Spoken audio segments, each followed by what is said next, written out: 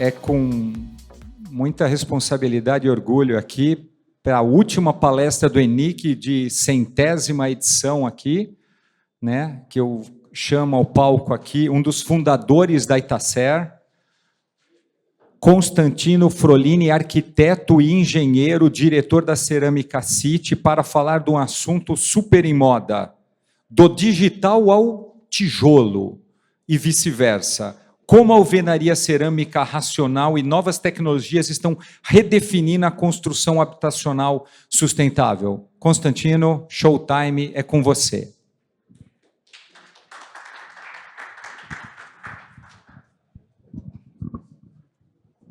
Alô? Agora foi.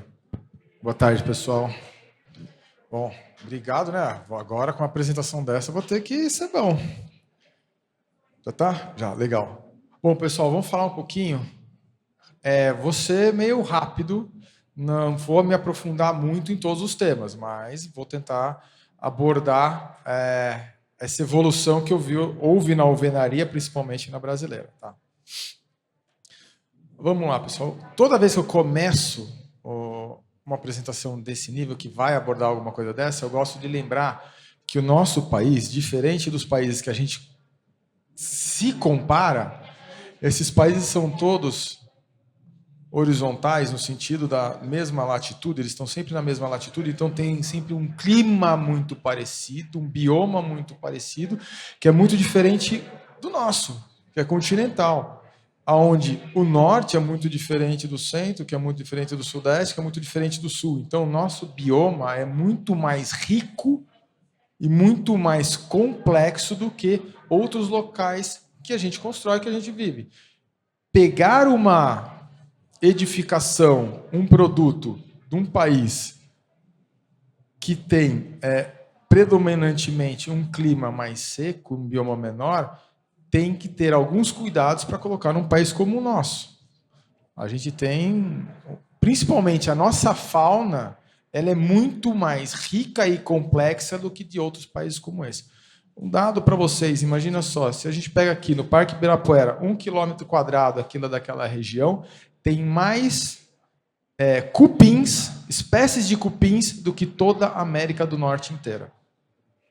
Então, construir aqui no Brasil tem uma complexidade diferente de outros locais. Então, dito isso, vamos falar um pouquinho da origem da alvenaria. Bom, a gente, normalmente, quando a gente começou a construir e ter a construção, a gente usou terra, argila, uma coisa bem rústica, até a gente chegar no dia disso. Era basicamente, a gente moldava as paredes com terra e argila e palha, né? Hoje ela veio se evoluindo, né? Então, a gente teve algumas inovações gregas, romanas. A gente teve um legado grande que tanto várias construções construídas pelos gregos, romanos, chineses, né? Que daí, então, eles melhoraram o processo, fizeram o famoso tijolo cozido, que é basicamente os maciços que a gente usa até hoje, e um uso de argamassa. Foi uma evolução muito grande do que aquilo que a gente tinha no passado, né? Aqui no Brasil, a alvenaria começou no período colonial. Principalmente era status de riqueza você ter uma edificação, tá, com tijolos maciços cerâmicos. Tá? Tanto que as igrejas que a gente tem, as mais antigas, as edificações mais antigas, que estão aqui na construção no país, são feitos desse jeito. O tijolo, naquela época, que vale lembrar, eram os moldinhos de madeira que você batia e depois você secava no sol e queimava em fornos, né, mais rudimentares. E, a partir do século XIX, a gente teve alguns avanços com equipamentos e fornos mais industriais. Principalmente, a gente começou a ter extrusoras.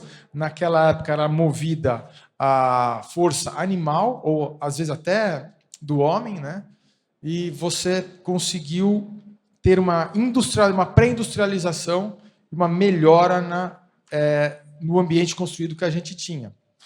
E eu lembro muito bem que o meu avô contava que ele, como sou ceramista, mas a cerâmica dele era de telha, e ele ele pegava produzia 6 meses e saía vender 6 meses, botava tudo na linha na Sorocabana, né?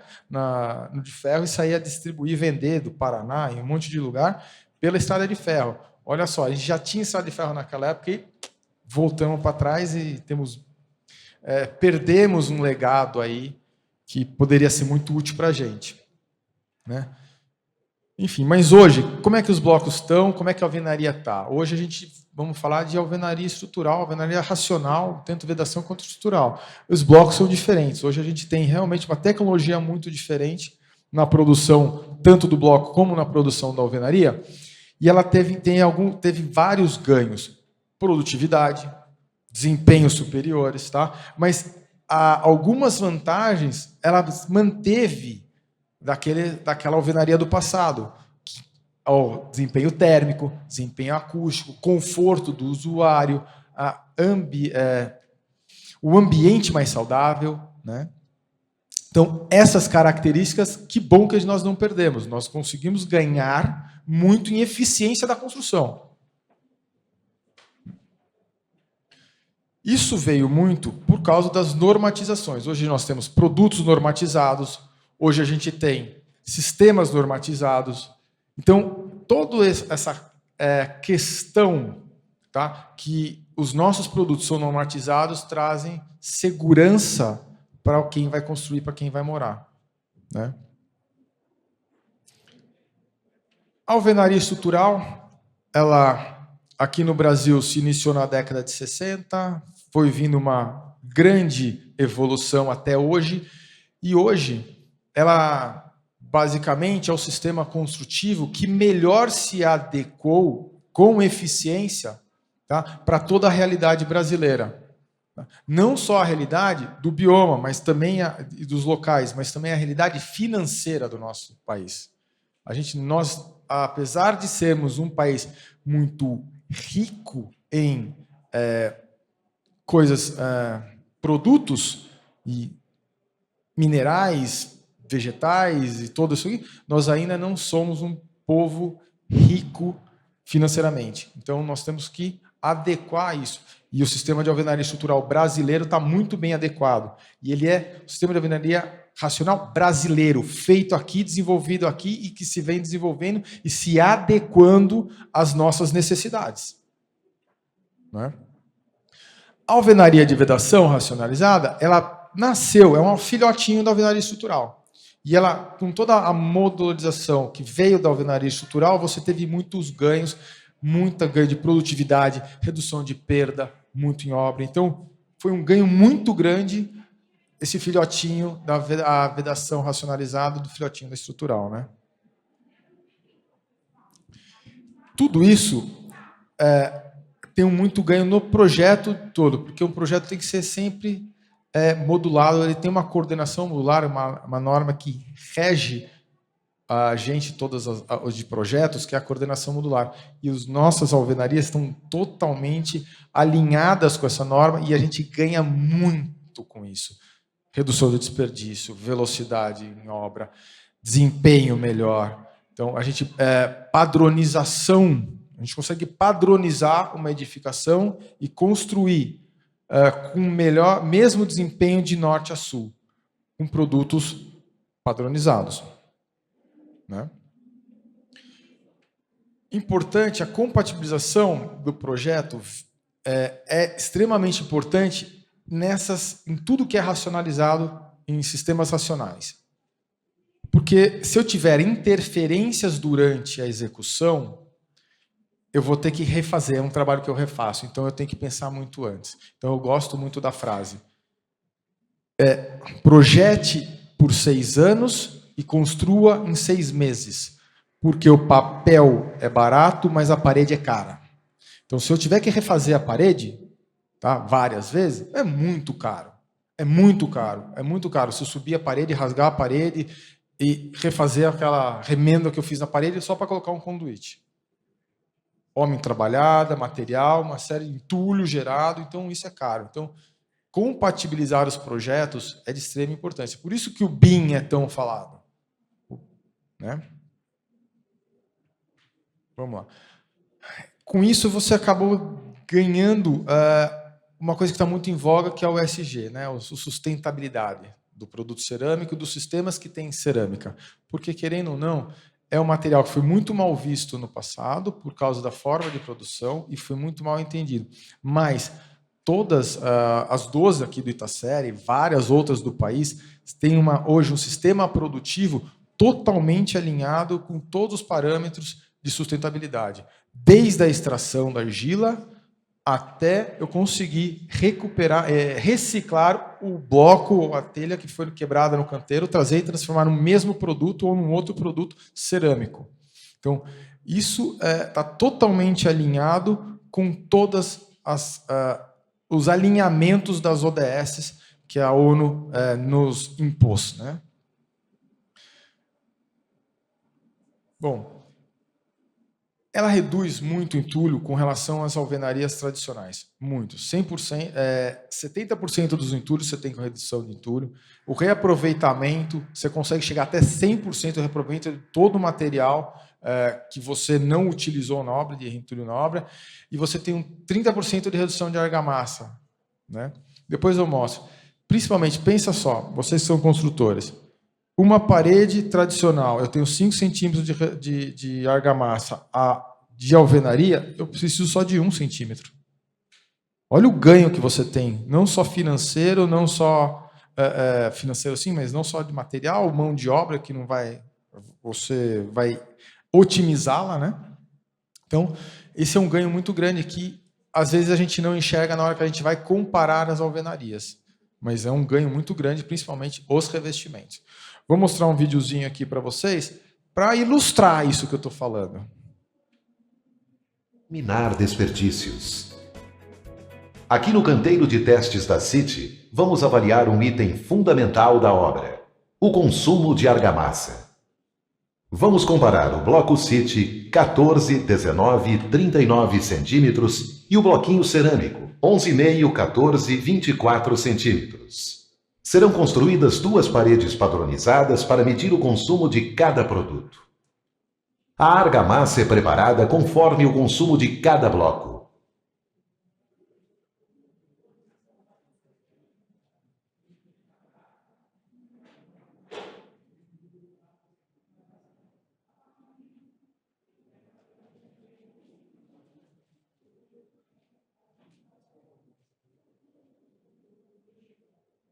O bloco padrão City consumiu metade da argamassa, além de construir mais rápido e reduzir o consumo de mão de obra. Obra racional, com qualidade e muita economia. Aqui no canteiro de testes da City, vamos medir o tempo para a instalação da elétrica e hidráulica em uma parede padronizada. Vamos comparar o bloco City 14, 19 e 39 centímetros e o bloquinho cerâmico 11,5, 14 e 24 centímetros. Na parede com o bloquinho, é preciso quebrar uma área extensa para instalar canos e conduítes.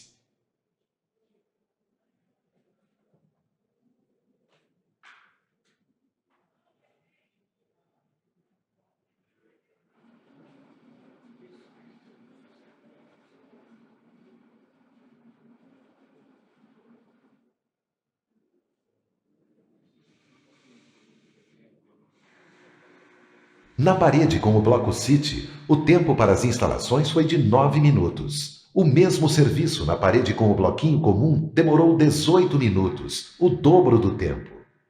O bloco City praticamente eliminou o entulho, menor custo de mão de obra e canteiro com menos entulho. Obra racional, com qualidade e muita economia.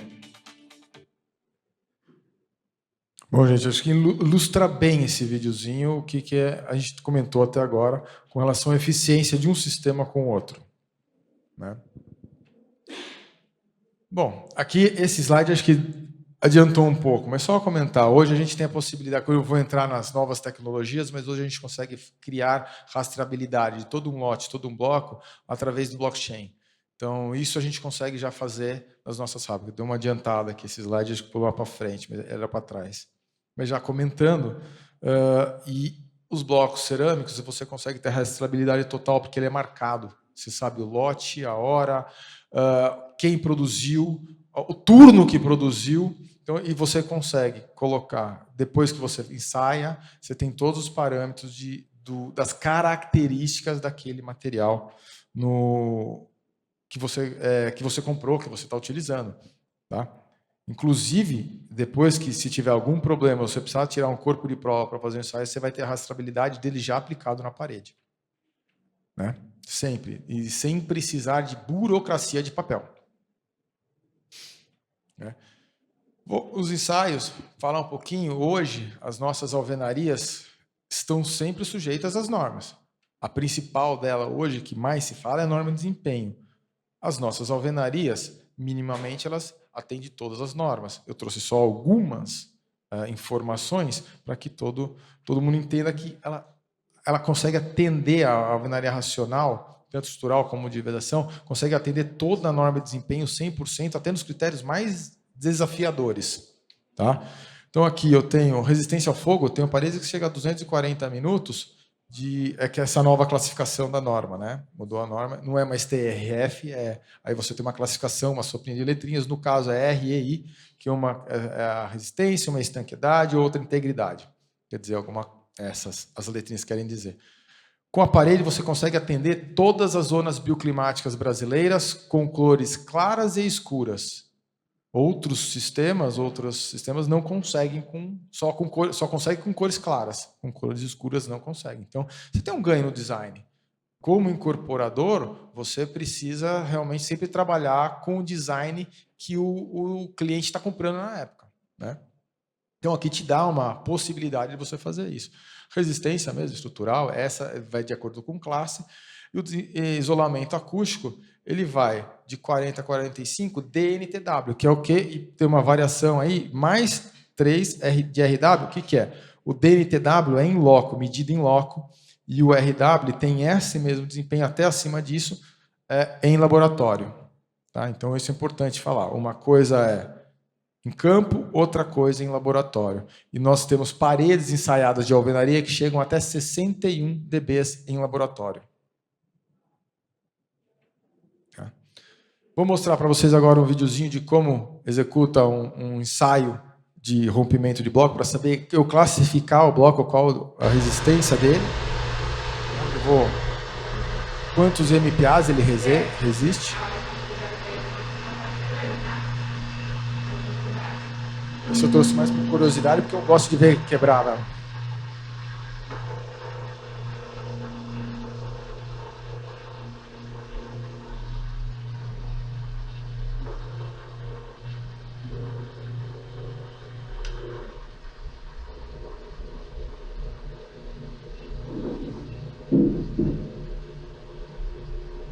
Essa é uma prensa MIC que consegue romper, inclusive, prisma.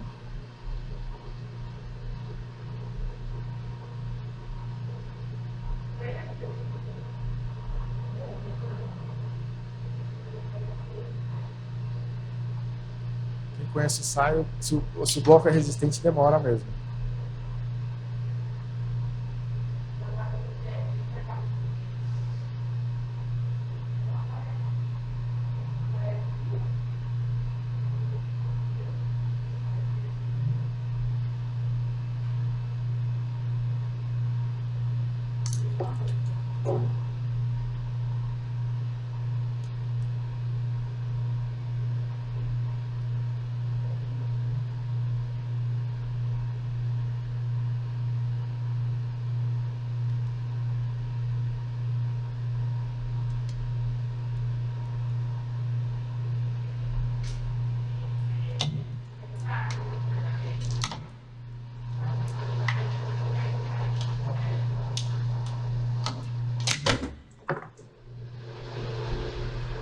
Vocês viram o tempo que leva?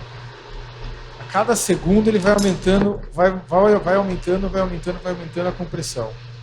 Então olha o tempo que levou.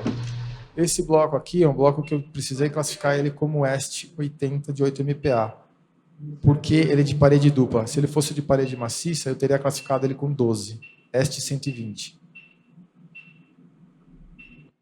Então, vou mostrar para vocês que resistência de bloco cerâmico, tá? Ele é resistente. Os estruturais eles são muito resistentes. Então, aquele mito que de se falar que bloco cerâmico não é resistente, é um mito. O que não é, pode ser o fornecedor que você está comprando não tenha material de qualidade. Agora, se você comprar de um bom fornecedor, ele vai te entregar no mínimo isso daqui. Tá? Um bloco com muita resistência. Bom, o bom das alvenarias, falar que ela consegue tirar um edifício de sistemas mistos, ele consegue conversar com outros sistemas, independentemente se ele for um concreto armado, peça de concreto armado, aço, interfaces com qualquer estrutura de aço, seja ele de aço ou light steel framing ou drywall, ele também consegue utilizar peças pré-moldadas para a alvenaria, o que dá um ganho muito grande quando você faz o projeto bem feito, mas isso tem que ser projetado e executado adequadamente. A modelagem é a ideia do BIM, né? Hoje a gente tem softwares específicos para fazer tanto a modelagem em 3D como toda essa paginação. E isso tem um ganho muito grande, principalmente quando você tem o projeto de produção. O que é o projeto de produção? É igualzinho aquele manualzinho do Lego para construir aquele carrinho, aquele barquinho, uma nave espacial. É a mesma coisa para uma parede. Ele vai lá e vai mostrar tudo que vai ter nessa parede, tudo bonitinho, primeira, segunda fiada, tudo. E ele está modelado 3D. Você modela toda a edificação em 3D e você consegue retirar os projetos para a pessoa que vai executar na obra. Tá? Isso vai para o papel. Eu tenho uma modelação, um software que faz isso 3D, que todo mundo fala que é BIM, mas não precisa ser projetar em BIM, mas é o ideal, porque é uma filosofia de projeto que é muito salutar fazer com ele, mas você tem um ganho muito grande na hora que o seu pedreiro tiver esse projeto na mão, ele consegue executar direito, porque da mesma maneira que uma criança consegue construir um carrinho de Lego. Essa é a maneira mais simples que eu descobri de pensar esse projeto de produção. Explicar esse projeto de produção. Né? Bom, e hoje nós temos também, graças a isso, a gente consegue fazer simulações. Tem softwares para fazer simulação e a gente consegue simular o edifício inteiro hoje, com quase todas as características possíveis e imagináveis, com coisas que podem acontecer com ele. Então, é muito salutar, ao invés de eu testar o meu prédio depois que eu projetei, construir e simular para ver se ele atende a norma ou não, eu, antes de começar a construir, eu simular tudo que eu posso fazer, para quê? Para que aquele edifício passe na norma. Para que esse edifício atenda na norma. E não só atenda, mas supere a norma. Então, se eu simular tudo antes, projetar tudo antes, eu tenho uma segurança muito maior da gente conseguir saber quais são desempenho térmico, o que vai acontecer no meu edifício como um todo, e isso eu posso prever e tomar a ação necessária para eu ter o melhor desempenho daquela edificação, desempenhar adequadamente. Hoje nós temos também a realidade aumentada ajudando na execução. Tá? Eu brinco que tem alguns softwares que são o Pokémon Go da construção. Tá? Vou mostrar alguns. Por quê? Porque ele vai lá e ele consegue mostrar para o nosso operário da construção civil como tem que ser construída aquela edificação. Alguns exemplos aqui. O Algin é um nacional, é um software nacional muito legal, tá? Até o dono do Algin está rodando por aí a feira, tá? E você consegue ter um ganho muito grande, porque no celular, você apontando a câmera do celular, esse que eu mais acho parecido com o Pokémon GO, ele vai mostrar a posição correta de tubulação, da alvenaria, da estrutura metálica, estrutura de concreto, independentemente do sistema construtivo, peça por peça, com todas as informações necessárias, tanto para o engenheiro quanto para o pedreiro que vai construir. Tá bom? Um pouquinho de como foi, ele vai lá, pega a ponta, mostra tudo, como vai ficar a estrutura, etapa por etapa da construção. né? Posso ver todas as interferências, posso eliminar tudo e ver todas as interferências das tubulações, como elas passam, cruzam, se vai bater, se não vai bater, não importa, a janela, tudo. Então, aqui eu tenho um ganho, por quê? Porque se eu tiver alguma coisa que eu não peguei no projeto, aqui é que eu vou descobrir se tem alguma coisa que eu tenho que fazer a modificação. E eu faço antes de começar a construir. Né? Esse aqui eu acho muito legal. Hoje a gente tem alguns que a gente Guedes, né? Mas esse aqui é um capacete de pedreiro, com toda a segurança que tem, e ele vem embutido um óculos. Este óculos aqui, ele já vai demonstrando tudo como tem que ser executado. Essa é a visão do óculos. Então o pedreiro já tem que usar um capacete, coloca o capacete, esse próprio óculos do capacete serve como proteção, mas também já vai mostrando o que ele tem que executar naquela etapa da construção.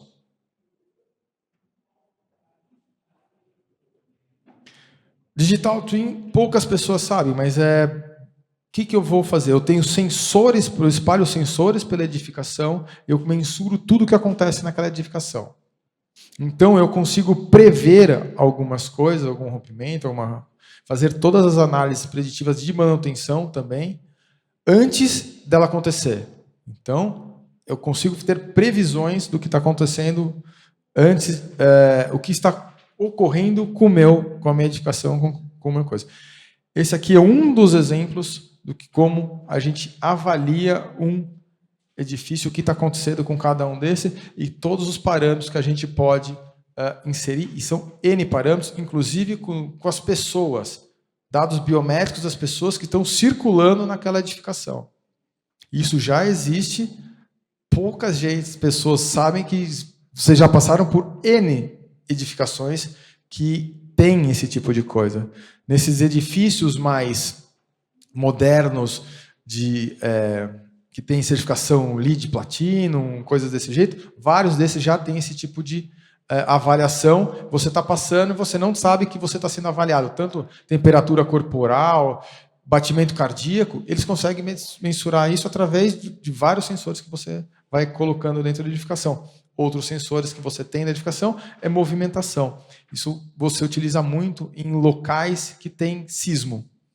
Então, com o sismo, ele consegue ver a avaliação do que está rolando naquele edifício e prever uma manutenção possível, qualquer coisa que aconteça. Né? Uma prévia antes de ter uma fatalidade. Hoje, a gente usa muito escantilhão. Eu vi aí que está o Lázaro aqui. Fazer um jabazinho para ele, daqui para a obra. Obrigado, Lázaro, está aqui. Ele tem uma empresa de equipamentos para alvenaria, que para mim é a top do país, no sentido de ajudar o pedreiro a ter ganho de produtividade. Tá?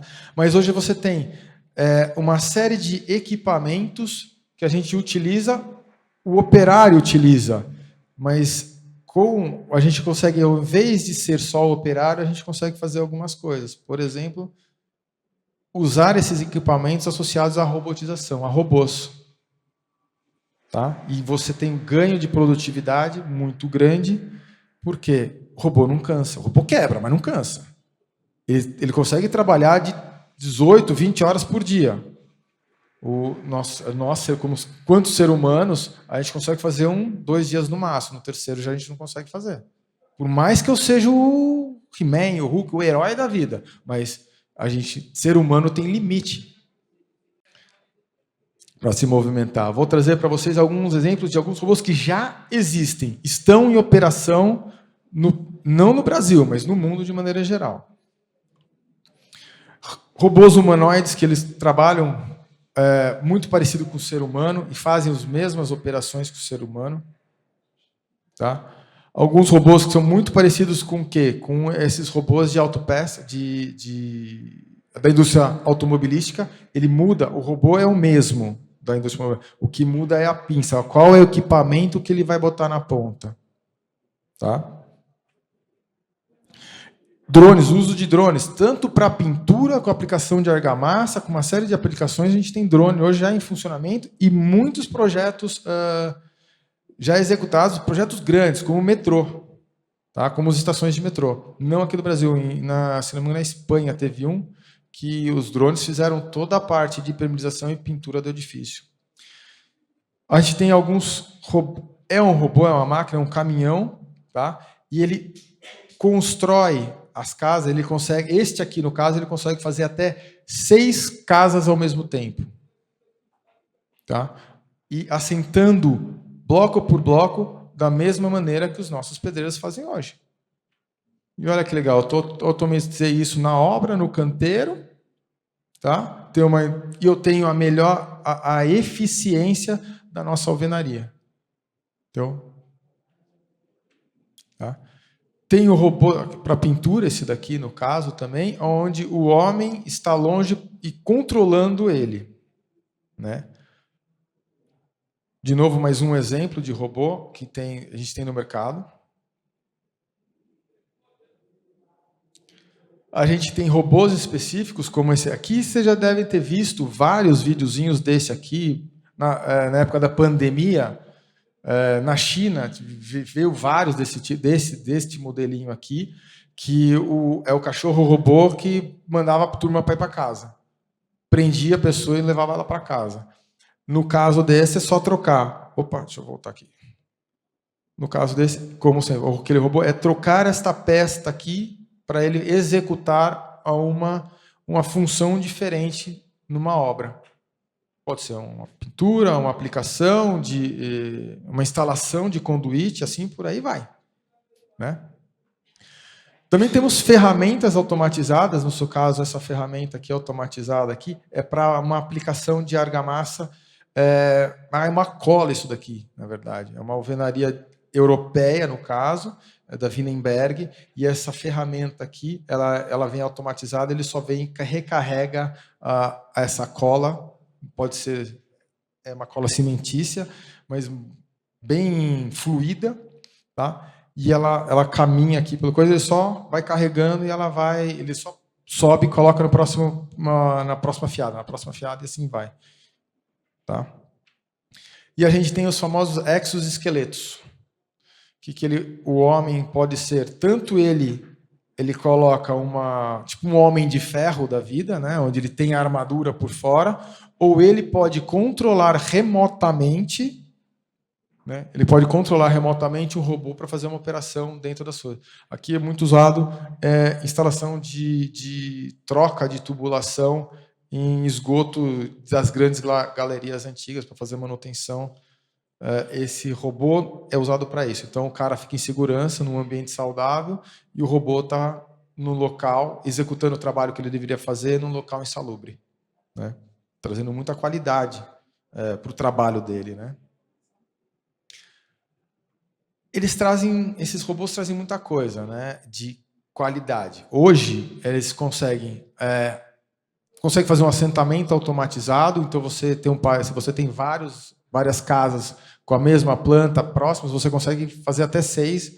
Tá? Aquela máquina, hoje, que eu mostrei lá, aquele caminhão, faz 400 blocos por hora, ou seja, imagina, 14, 19, 39 blocos, 19, 19, 39, 400 blocos por hora, uma produtividade altíssima com relação ao ser humano, tá? E eles pretendem chegar a 500.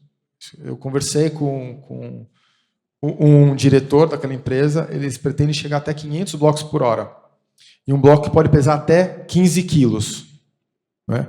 A gente acaba, essa repetibilidade, consegue melhorar sempre a nossa qualidade, ter uma variação muito pequena, porque o robô não fadiga, o nosso pedreiro fadiga. Vai chegando no final da parede, ele já está mais cansado. Por isso que é importante, para você ter um processo muito grande, muito bom, a gente divide as equipes e deixa elas, dos assentadores de blocos, em pelo menos 3 equipes. Um da primeira fiada, um até o peitoril e a outra equipe até o respaldo. Né? Porque daí ele já está treinado. E eu tenho uma segurança aumentada com redução de risco. Né? Que o terror das nossas obras, querendo ou não, são os engenheiros de segurança, que eles conseguem travar bastante a nossa produtividade. Mas, obviamente, com razão, eles estão fazendo isso. Né? Bom, hoje nós também... as alvenarias não são industrializadas. Vou mostrar para vocês aqui que a gente também consegue industrializar, fazer as alvenarias numa fábrica, levar e instalar ela no canteiro. Tá? Essa aqui se chama Red Block, acho que é Red Block o nome dessa empresa. Tá? Ele monta com maquinário todas as paredes, tá? Ele transporta até o canteiro, ele issa e começa a fazer a montagem de toda a edificação.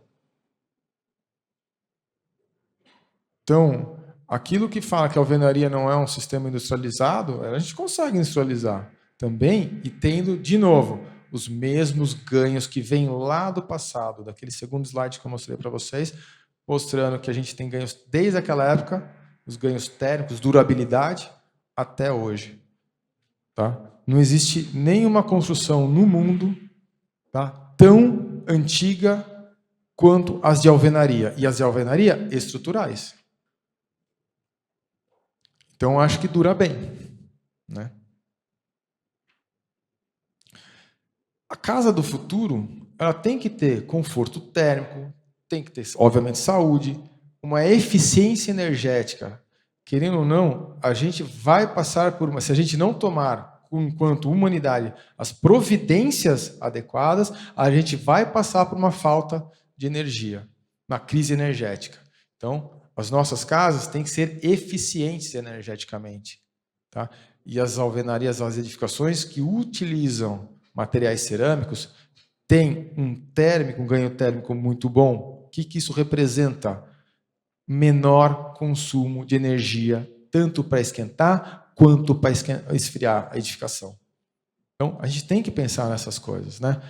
E, obviamente, é um sistema muito seguro. Não tem... Acabamos de passar, a Califórnia acabou de passar para aquele incêndio gigantesco. Qual foi a única casa que não teve problema? Várias pessoas só eram casas de alvenaria. Tá? Eram casas de alvenaria que não tiveram problemas no incêndio. Tá? E não precisamos ir até um outro país para ver isso. Gente, a gente teve Boate Kiss, a gente teve o caso do Flamengo. Se a gente tem um material inerte ao fogo que não emite nenhum vapor perigoso, nenhuma fumaça perigosa ao ser humano, por que eu não vou usar? Entendeu? E que dá um custo baixo. Traz segurança. Né? Ela é um sistema que consegue pegar a tradição, o melhor da tradição, unir com o melhor da inovação. Então, as alvenarias de produto cerâmico, elas conseguem fazer essas coisas. A questão é o quanto eu, enquanto empresário, enquanto construtor, estou apto a aprender e a utilizar, a entender como melhor utilizar esses produtos e esses sistemas construtivos. Então, isso é a questão da sabedoria do empreendedor, do construtor. E não cair em balela de A, B e C, que fala muito o que faz, mas que, na verdade, não comprova nada. Aqui mesmo, na FEICOM, a gente teve um caso de muito mal educação de um senhor influente no país, que ele foi visitar o estande de um produtor, de uma edificação, na verdade, de uma construtora, olhou o produto dele e foi extremamente mal educado, falando mal daquela construtora, do produto daquela construtora. Achei de muito mal educação. Ele pode falar bem do sistema que ele usa, mas prova. A diferença é que essa construtora está provando que o produto dela é eficiente e adequado. Diferentemente desse cidadão que não provou nada até agora. Né? Bom, gente, para terminar aqui, quero agradecer a vocês. Sexta-feira, a última palestra, não é muito fácil fazer isso. Agradecer toda a presença de vocês e deixar aqui um recado que a gente tem um caminho ainda a traçar, mas a gente está evoluindo muito bem. Obrigado. Querem ou não os outros sistemas construtivos, queiram ou não outros contras. A gente não tem problema com os outros sistemas construtivos. Só que, por favor, não precisa falar mal da gente. Fala bem de vocês. Né? Entendeu? Fala aquilo que vocês... Comprovem o que vocês fazem, o que vocês entregam. A gente comprova. A gente, com ensaio, com técnica, com informação correta, com tecnologia. Mostrando realmente e demonstrando o que é o real. E não estamos aqui fazendo propaganda gratuita do meu produto, do meu sistema. Só isso. Todas são boas se forem bem aplicadas. Tá? Obrigado aí, pessoal. Vou deixar aqui o contato de Itacer.